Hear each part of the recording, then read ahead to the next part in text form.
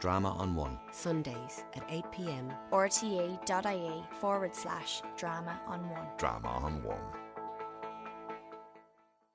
Tonight, Eternal Lanes of Joy, written and directed by Pat Collins. The drama recreates Patrick Kavanagh's epic journey on foot from his home in County Monaghan to Dublin in the year 1931. This was a pilgrimage of sorts, a symbolic journey that would affirm his idea of himself as a poet. When he reached Dublin, he went directly to the house of George Russell, or A.E. as he was known. Russell had already published some of Kavanagh's poems in the Irish Statesman and would become one of Kavanagh's guiding lights.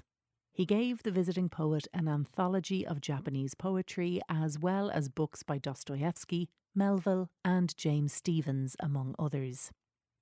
Eternal Lanes of Joy weaves together Kavanagh's writings, dramatised scenes, new writing, archival sources and a rich soundtrack of footsteps, nature and all that we imagine Kavanagh may have heard along the way. Michael Murphy plays Patrick Kavanagh both as the poet on the road and the older Kavanagh looking back. Michael is joined by Catherine Walsh, Rosaline Linehan, John McCardle, John Connors, Charlene McKenna, Eamon Owens and Eamon Hunt. We begin in the year 1962 in a TV studio in RTE when Kavanagh, then in his late 50s, is speaking to camera for the Self-Portrait series. With nature recordings by Chris Watson and original music by Irene Buckley. This is Eternal Lanes of Joy, written and directed by Pat Collins.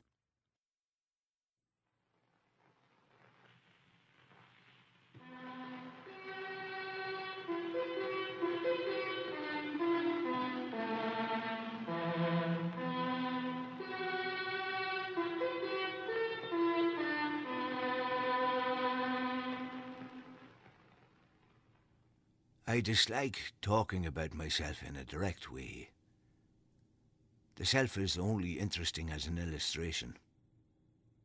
For some strange reason, whenever we talk about our personal lives, it turns out to be both irrelevant and untrue. Even when the facts are right, the mood is wrong. English commercial publishers and newspapers are mad for personal data, especially about people from Irelandia. They love Irishmen. America is now even worse. And the unfortunate peoples of my island home lap all this vulgarity up. For a long time at home in Mucker, I had been imagining that literary people would be interesting to meet, George Russell A.E. in particular. But greater than my desire to meet the exalted beings of literature was the road hunger in my heart that cried out for dusty romance. I had listened to the journeymen shoemakers and the common tramps. I had read Jim Tully and Patrick McGill.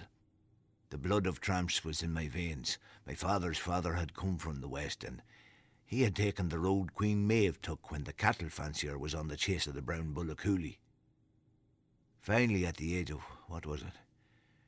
26 or 27, in any case, it was one day in the year of 1931, I said to my mother, "I'm going on a bit of a journey." Whoosh! Whoosh! Get away out of that. What was that? I said, "I'm going on a bit of a journey." A journey? Aye, as far as Dublin. What nonsense are you up to now? I'm going up to meet the man who put my poems in the Irish Statesman. I declare, you're a curiosity. And I'm setting out the first thing in the morning. And I'm going to walk. Walk? You're going to walk? To Dublin? Aye. And a train practically passing the door? I know. And your uncle's bicycle leaning against the gable end of the house outside? Not much of a bike. With 2 new tyres on it? How long is it going to take you to walk? 3 days, 2 nights, I reckon. It's a terrible pity that you wouldn't take a better interest in your work, and you could be the independentest man in Ireland. Ach, Mommy. You could tell all the beggars to kiss your arse. The rhyming is all right, but I don't see anything in it. Sure, if I saw anything in it, I'd be the last person to say a word against it. 'Twould fit you better to be cleaning the drain in the meadow and not have the flood drive us out of this place. I'm walking to Dublin and I don't care if the flood in the meadow rises as high as the flood that floated Noah above Ararat. She took it all in good part and gave me all the change that was in the house. My brother Peter was privy to my adventure.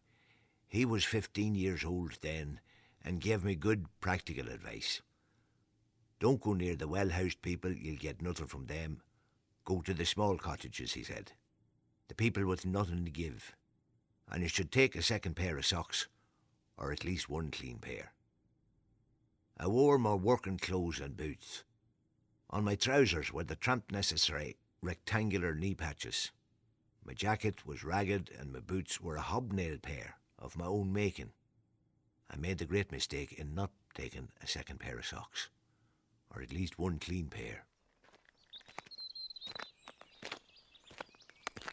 It was a beautiful morning, bright and crisp. One could almost imagine summer in the air. Summer was in my imagination at any rate. I was going down the road of my dreams. I was off. I walked at a brisk pace for the first 5 or 6 miles. I knew this part of the road too well, and the road and its people knew me. I wanted as quickly as possible to get on the strange roads, where romance, wearing gold earrings, was waiting for me.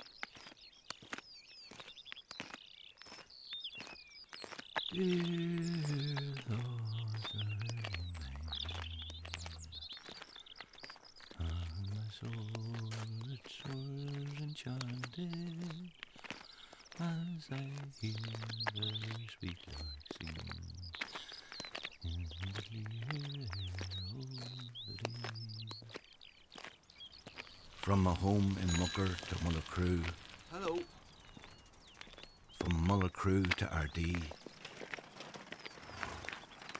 From Ardee to Ballapoosta. For a tender beaming smile to my hope has been granted, and tomorrow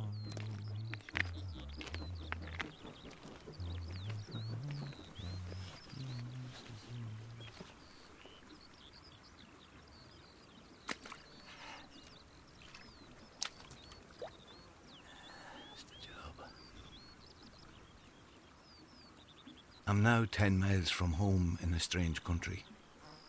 Left foot tender, cold water is a balm. The scent of the new mown hay in my nostrils, the hum of bees vibrating in the hazy blue air. The pulse beat of life, sharp and intense.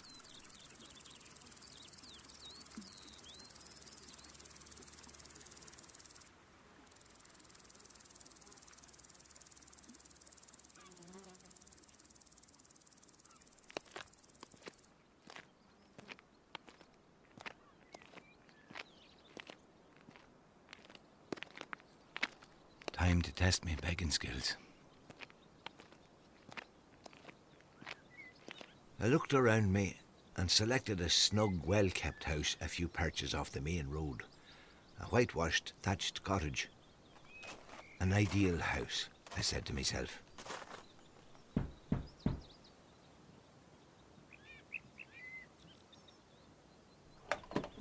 Who's there? What do you want? A bite to eat, woman, if you can spare it.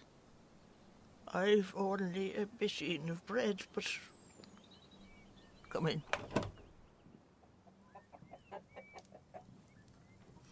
God help you, my poor fella, or anybody has no home. Foxes have dens, the birds of the air have nests, but the Son of Man has nowhere to lay his head. Where are you bound for? For Dublin. Lord bless us. God be with you on the Dublin road where nobody ever had any luck. I might be half blind, but I'm thinking you're not a tramp at all. I don't mean to insult you, but I'm thinking you're up to some cod acting. I'd know a real tramp. A seasoned tramp is never bound for anywhere in particular. I'll take your word for it. A tramp needs to be going somewhere till he gets used to going nowhere. Take this. It's a bit stale. Thank you, ma'am. An archaeologist could spend his life studying this lump of bread. You don't have to eat it if you don't want to. Sure, you have to be saying something. Are you married? No. Are you? Thanks for asking. There are 3 classes of men a woman should never marry.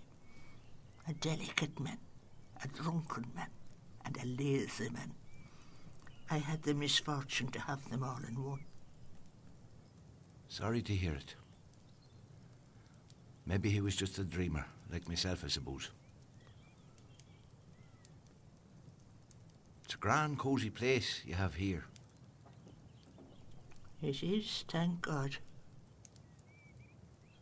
I saw an old barn a few fields back. Do you think it'd be okay to throw myself down there for the night? It's a long time since any man or beast slept in that shed. But you're welcome to it, what there is of it. Thanks, ma'am.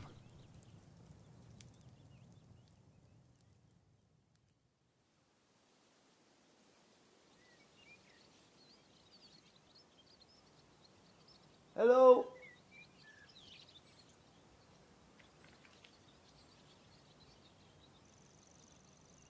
The old, deserted barn is sombre. Corrugated sheets half on, half off. Rusty and wind-warped and old. On the floor, the remains of hay cut and saved 20 years ago. Wisps of straw still golden.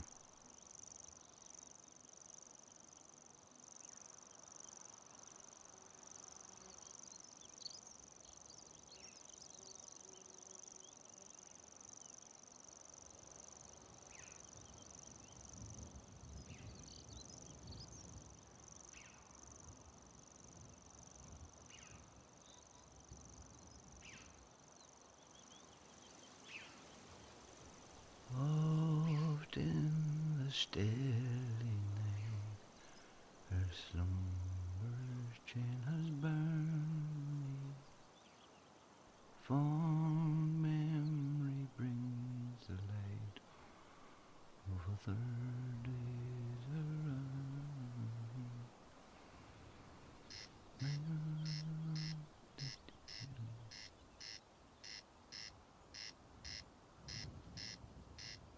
A corncrake calling from the wilderness of the meadow.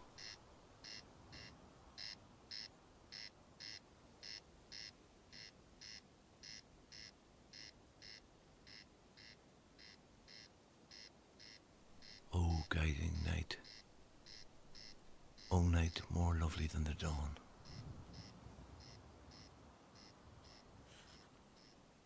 Wrapped to starriness, not quite, I go through fields and fens of night.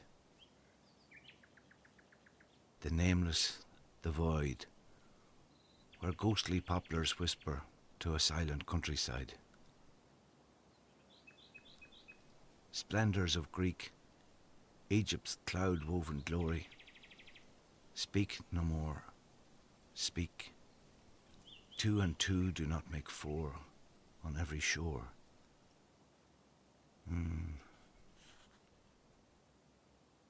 Splendours of Greek, Egypt's cloud-woven glory. Speak no more, speak. A thread-worn story.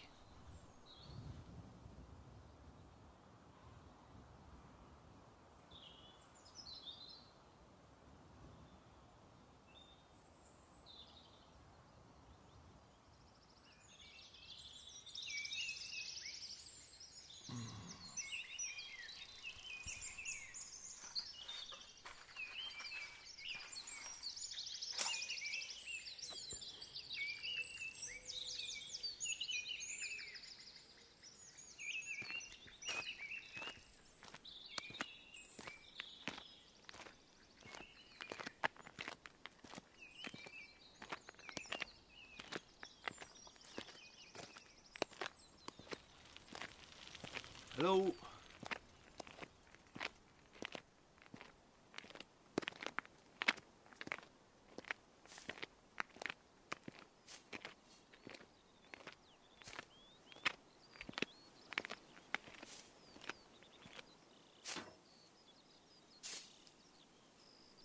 You have a fine day for it.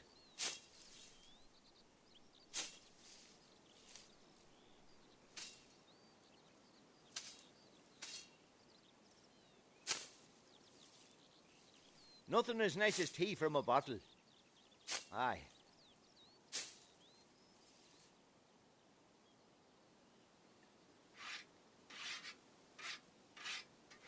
Do you prefer to sharpen it long or short? I sharpen it in such a way as cuts the grass.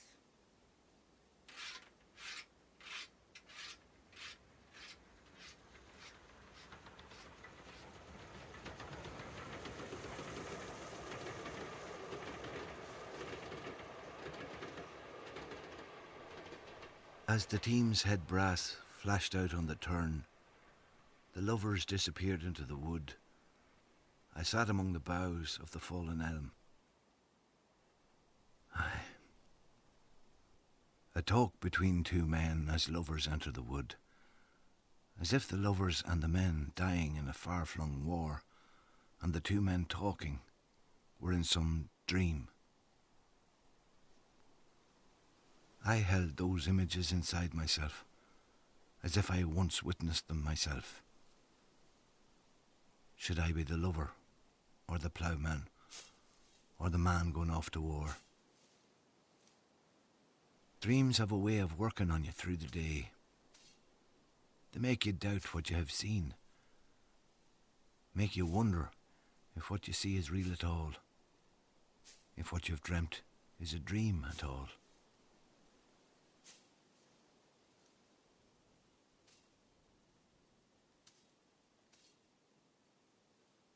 What age am I?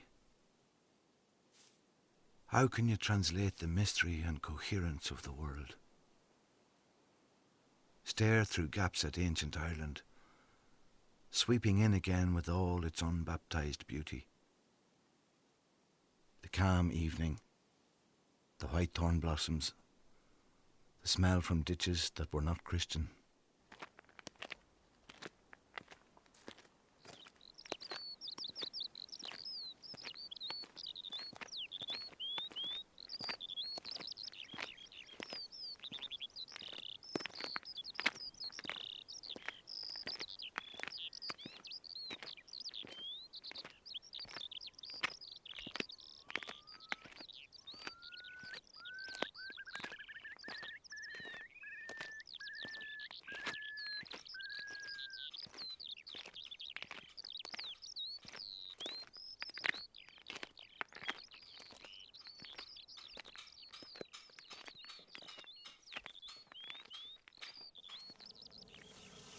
Excuse me, sir.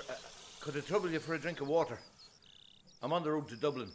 There's a bucket of water there by the door.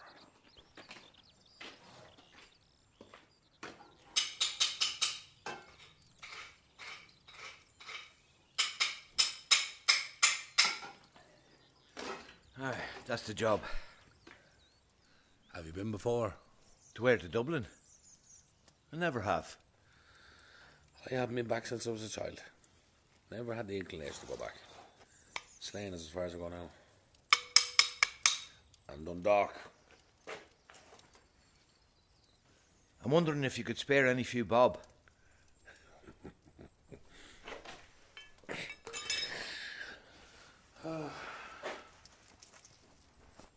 Sorry, that's all I got on me. That's grand. In a mortal God, you could very nearly be a schoolmaster. By the look of you. Strange that you should say that. There's some fags you might like. Have you got matches? I have, thanks. Why is it strange? About you looking like a schoolmaster? Well, my grandfather was a schoolmaster. Nature breaks out through the eyes of a cat. Can I take a look at your paper? The Dundalk Democrat.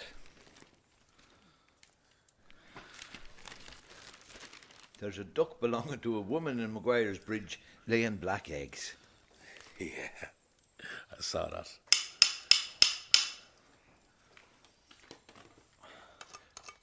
She thought radio killed her poultry. Poultry. Poultry. Hens and such.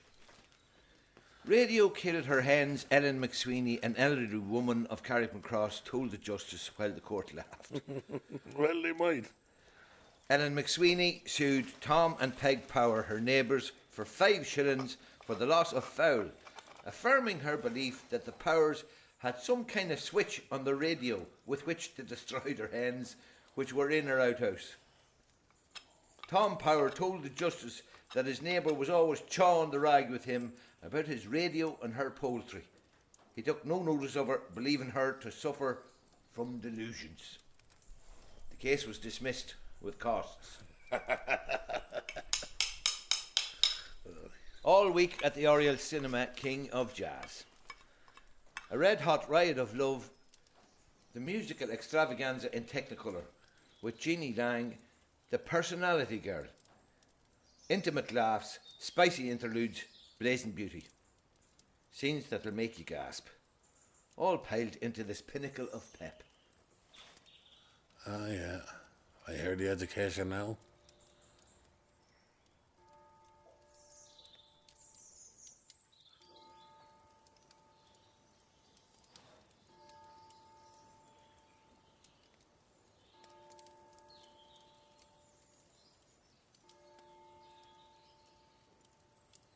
And the Word was made flesh.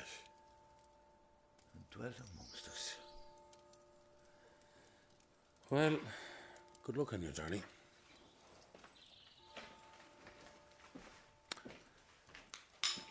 Hey, schoolmaster.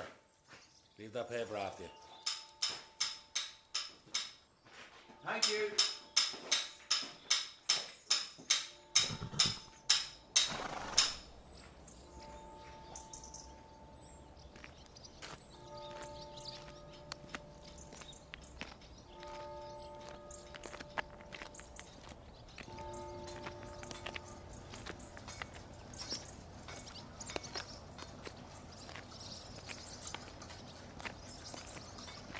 Hello.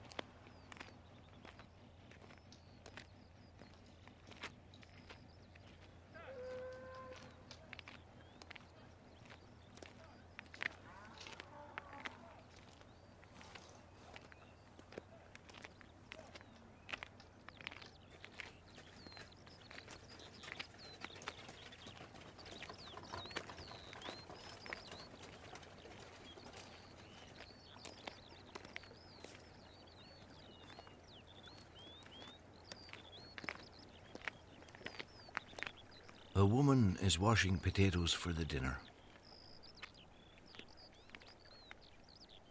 Chickens on a kitchen floor, white Wyandottes like powder puffs. An old man opens a garden gate and looks among the stumps of winter cabbages. Through the unawakened poplar, he lifts his glance to watch a train go by. A tin can rings on the flagstones of a well that's running low. A young man whistles. He stops to ponder over something mislaid and questions a self that is too alive to listen. A girl is leaning over the handlebars of her bicycle and talking through a hedge to a woman who is searching in the nettles with a long pot stick for the turkey's secret eggs. In the clouds, in the still clouds, in the still clouds, in the motionless trees, in the football that schoolboy is pumping, holding it between his knees.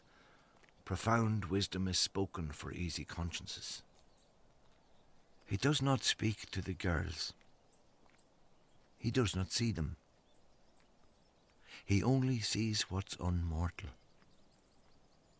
He does not care if this moment outside time he has lived in should be in time hereafter, time's despair.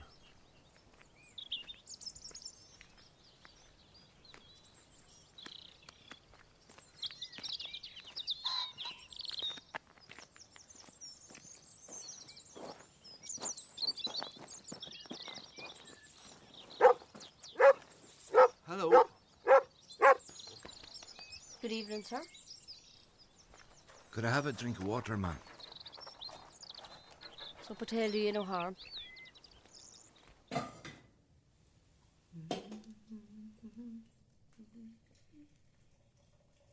I love the music the lid of a teapot makes. You're easily pleased. A lovely wee child. You're first? Aye. His father's out in the river. Hello, wee man. There is a light somewhere under a star.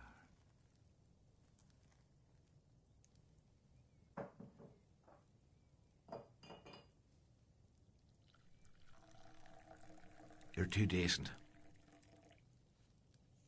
Haven't tasted a morsel of food for 24 hours.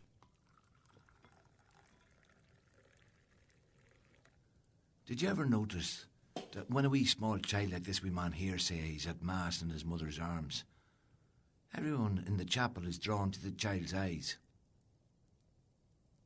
They're like two stars that people are drawn to. Everything else falls away. They're a wonder for certain. We were all like that once.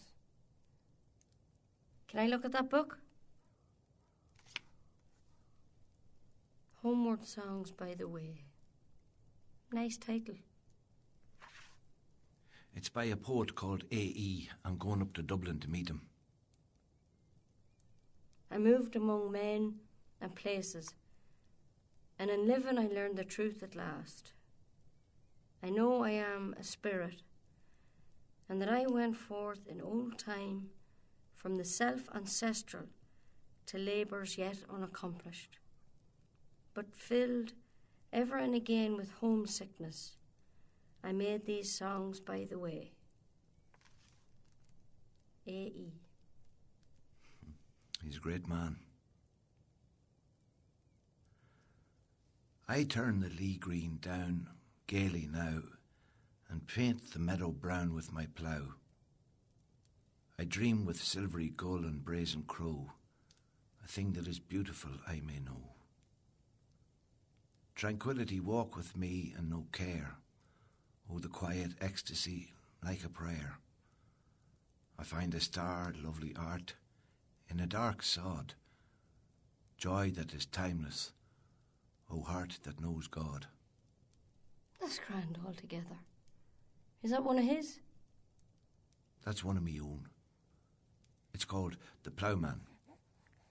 Isn't that lovely? You're a poet too. I suppose. It's getting late. Is there an outhouse or a barn where I could throw my bones down? Go out across the haggard and you'll see the barn. You're welcome to sleep there. Here's a few coppers for your child. God bless you in your travels.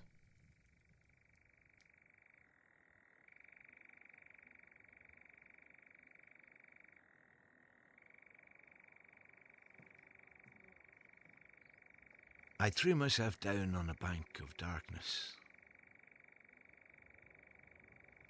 The quiet night falling, and the evening star and the young moon, and the sighing fields made me feel a strange sadness. There is something in me different from other men and women. I told her I'm a poet, and I am.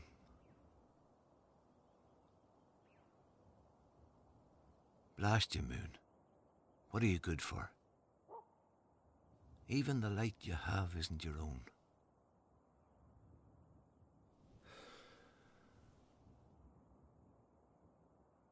Maybe it's better to reflect the light of another.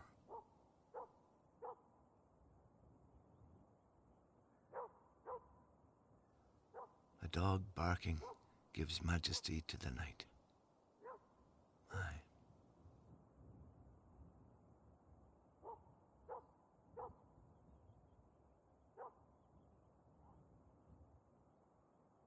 I'm not really a writer. I had seen a strange, beautiful light on the hills, and that was all. Maybe my mother was right. What does it all mean, she said. But what does any of it mean? Work, day after day after day after year after year. The tongue in your mouth is the root of a U. But isn't that the real sin? To tear up the faith and see nothing but futility. In my heart, I want to live the simple life.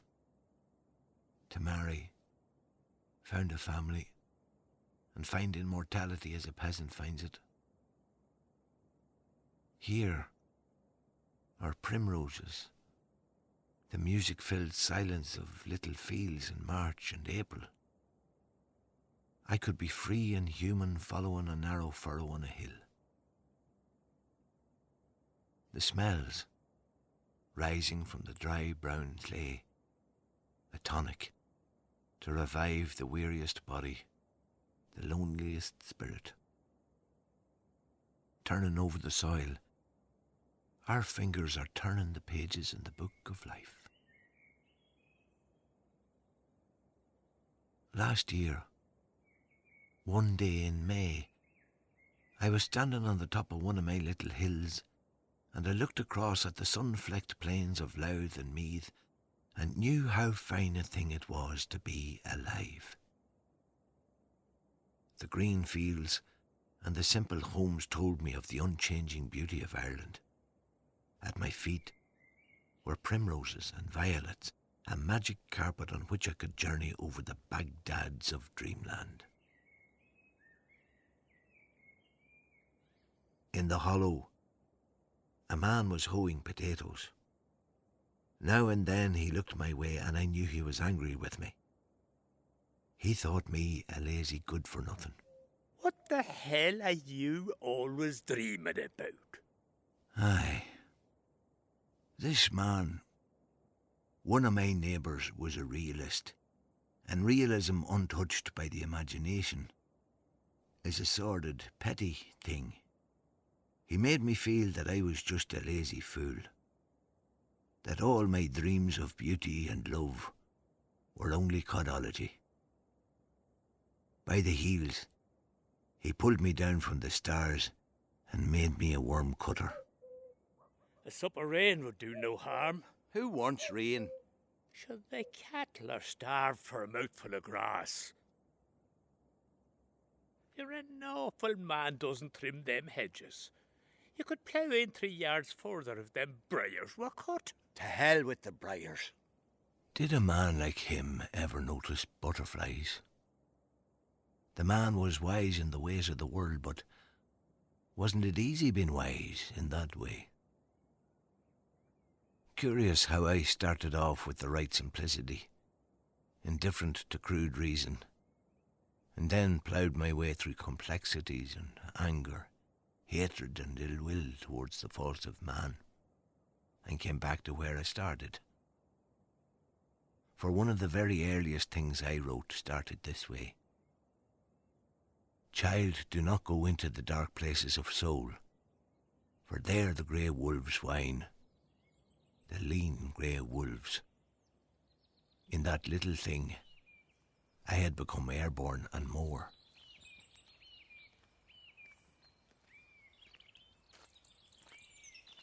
For you are driving your horses through the mist where Genesis begins.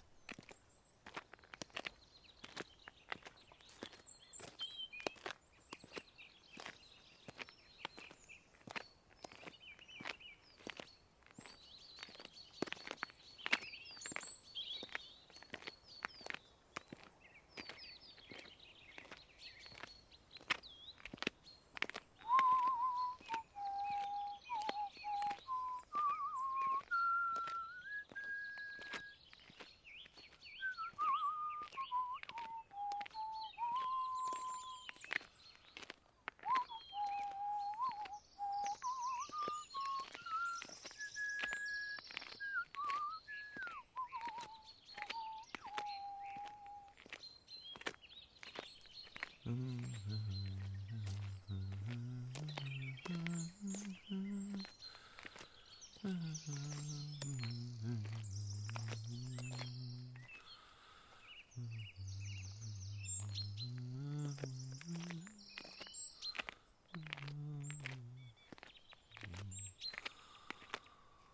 the heart that has loved never truly forgets, but as truly lives on to the close. As the sunflower turns on her god as he sets, the same look that she gave when he rose. Oh, the heart that has loved never truly forgets, but it truly lives on to the close.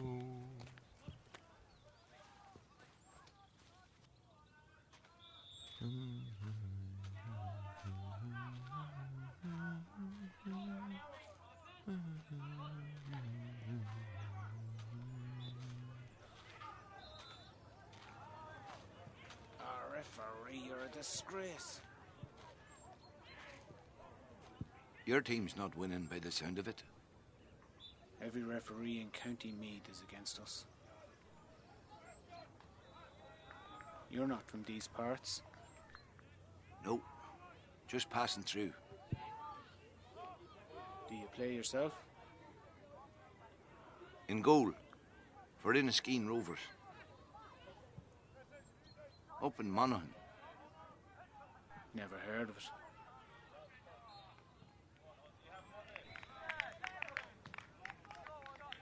Well, we're the oldest club in Monaghan. Still never heard of it. Referee, why don't you put on their jersey altogether?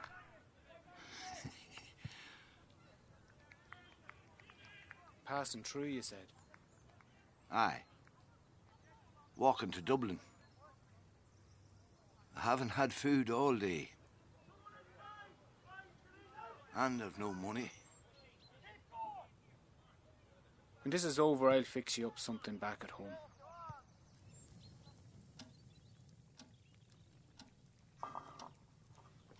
I give you money only. My father is a Maine man. He'd lift a halfpenny out of cow dung with his teeth. Ah, it's all right.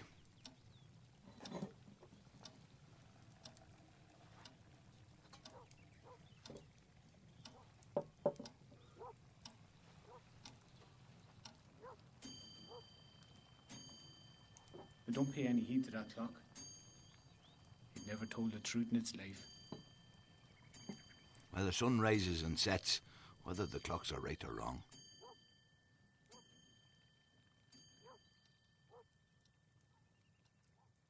The mystery of eternity stretching back is the same as its mystery stretching forward. He did not love nature's works, but he was in love with them, and he wished he wasn't. For these things always made him sad, reminding him of something far and forgotten in the land of childhood, before the fall of man.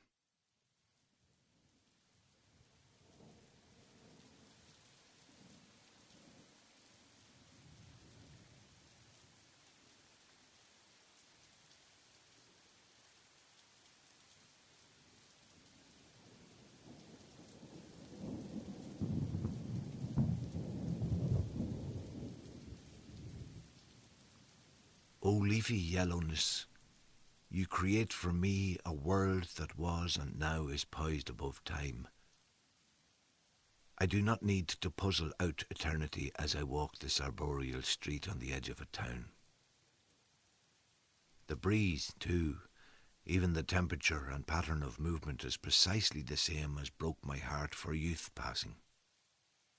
Now I am sure of something. Something will be mine wherever I am. I want to throw myself on the public street without caring for anything but the prayering that the earth offers. It is October over all my life, and the light is staring as it caught me once in a plantation by the fox coverts. A man is ploughing the ground for winter wheat, and my 19 years weigh heavily on my feet.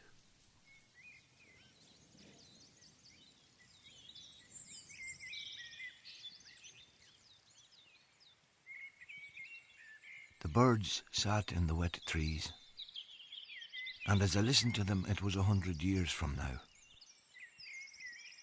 And I was dead, and someone else was listening to them. But I was glad I had recorded for him the melancholy.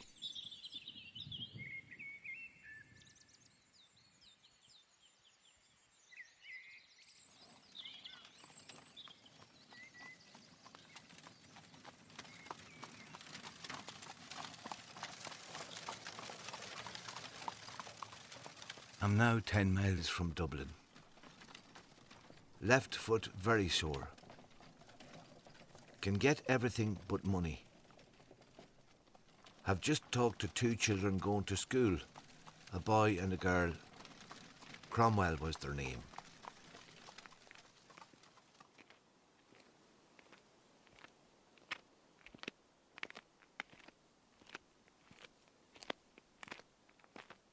From my home in Mucker, to Mullacrew, to Ardee, to Ballapoosta, to Labby Crossroads, to Grange Keith, to Slane, to Ashburn, and onwards to Dublin.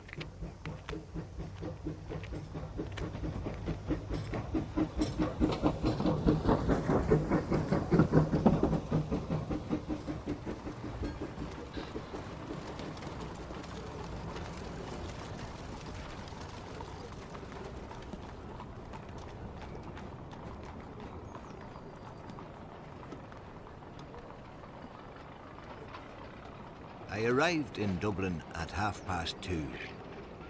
I was more helpless than a bull in the mist. The Dublin police are the scourge of tramps, worse than blisters. But I kept my head down and made my way straight for the National Library.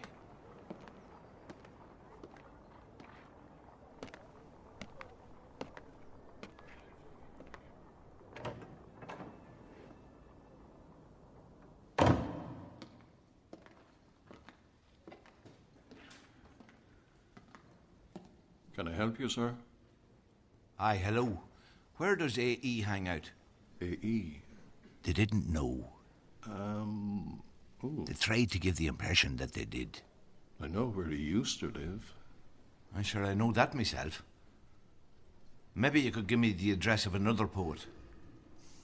I have the address of Oliver St. John Gogarty. Is that the best you can do? Sure, I'll go where he used to live. Maybe there's something of him left. Have you a copy of The Wasteland? Is that a book about drainage? A book about drainage? Right, aye.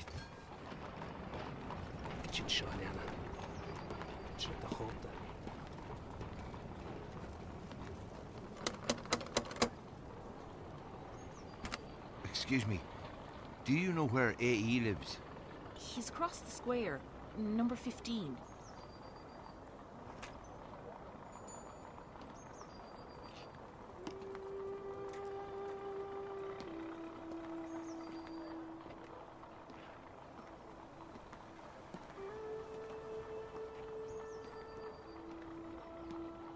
I've tasted the road.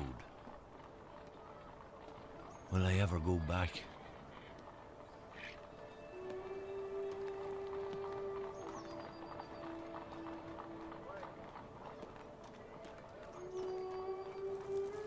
So now, my gentle tiger burning, in the forest of no yearning, walk on serenely, do not mind that promised land you thought to find, where the worldly wise and rich take over the mundane problems of the lover. Ignore power's schismatic sect. Lovers alone, lovers protect.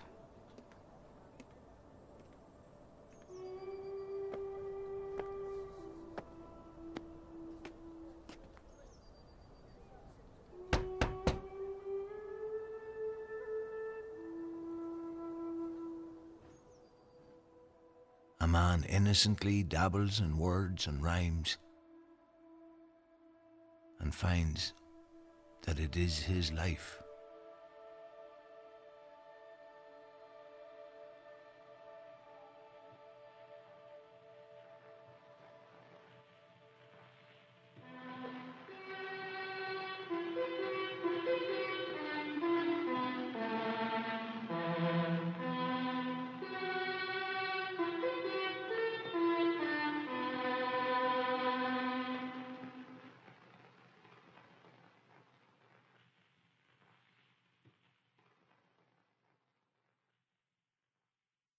We've been listening to Eternal Lanes of Joy, written and directed by Pat Collins. Michael Murphy played Patrick Kavanagh. Catherine Walsh played Mrs. Kavanagh. Rosaline Linehan played the old woman. John McCardle played the farmer, and the blacksmith was played by John Connors. Charlene McKenna played the young woman. Eamon Owens played the young man, and the librarian was played by Eamon Hunt. You also heard the voices of Tristan Rosenstock and Sinead Ní Ullachón. Special thanks to Darren McCreesh, manager of the Patrick Kavanagh Centre, to the centre's staff and community, to Joe Callan, Sean O'Byrne, Art Agnew and Una Agnew, all of whom gave expert advice on recording locations and the path taken by Patrick Kavanagh in 1931. The centre also supported a research period for Pat Collins for the writing of the script. Recordings were made on location at Chantony Farm with the kind permission of Darren McCreesh. Special thanks to Joanne Brennan. Special thanks also to Liz Tracy, Catherine Manning, Elga Hick and Miriam Donoghue from the RTE Costume Department for finding the perfect pair of hobnail boots for our location recordings.